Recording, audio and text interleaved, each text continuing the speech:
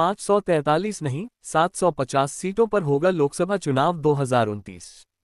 पड़े सीटें बढ़ाने के विरोध में क्यों है दक्षिणी राज्य। साल 2029 में होने वाला अगला लोकसभा चुनाव 543 नहीं बल्कि 750 सीटों पर हो सकता है।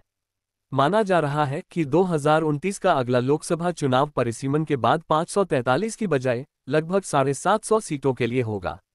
नई दिल्ली। लोकसभा का अगला चुनाव 2029 में बढ़ी हुई सीटों के साथ हो सकता है। 2002 के परिसीमन कानून में 2026 तक लोकसभा की सीटें बढ़ाने पर रोक लगी हुई।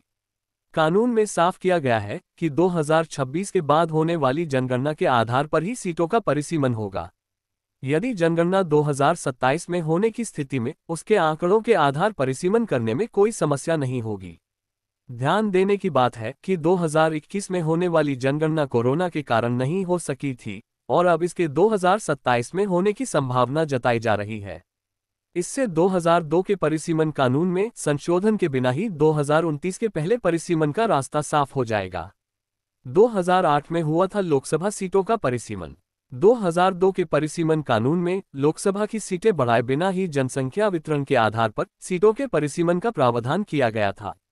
इसके आधार पर 2008 में लोकसभा की सीटों का परिसीमन किया गया था। 2026 तक रोक लगने और उसके बाद होने वाली जनगणना के आधार पर परिसीमन कराने की शर्त के कारण माना जा रहा था कि अगला परिसीमन 2031 की जनगणना के बाद ही हो सकेगा, लेकिन यदि 2021 में होने वाली जनगणना 2027 में होती है तो 2031 की जनगणना के लिए परिसीमन का इंतजार नहीं करना होगा। 750 सीटों पर होगा लोकसभा चुनाव। माना जा रहा है कि 2029 का अगला लोकसभा चुनाव परिसीमन के बाद 543 की बजाय लगभग 750 सीटों के लिए होगा, जिनमें नारी शक्ति वंदन अधिनियम के मुताबिक 1/3 सीटें महिलाओं के लिए आरक्षित होंगी। लोकसभा सीटों को बढ़ाने में सबसे ज्यादा पेंच दक्षिण के राज्यों के विरोध का है। जनसंख्या वृद्धि दर पर सफलतापूर्वक अंकुश लगाने के कारण दक्षिण भारत के राज्यों में उत्तर भारत के राज्यों की तुलना में जनसंख्या की बढ़ोतरी कम हुई है। यदि समान जनसंख्या के आधार पर सीटों पर निर्धारण होता है तो लोकसभा में दक्षिण के राज्यों का प्रतिनिधित्व गिर सकता है, जिसका वे विरोध कर रहे हैं।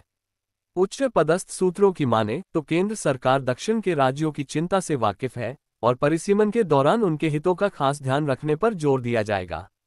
इसके तहत सिर्फ जनसंख्या के आधार पर सीटों के निर्धारण के बजाय उत्तर भारतीय और दक्षिण भारतीय राज्यों के बीच एक आनुपातिक प्रणाली के तहत सीटों को बढ़ाने का फॉर्मूला निकाला जा सकता है, ताकि दक्षिण के राज्यों का लोकसभा प्रतिनिधित्व प्रभावित नहीं हो।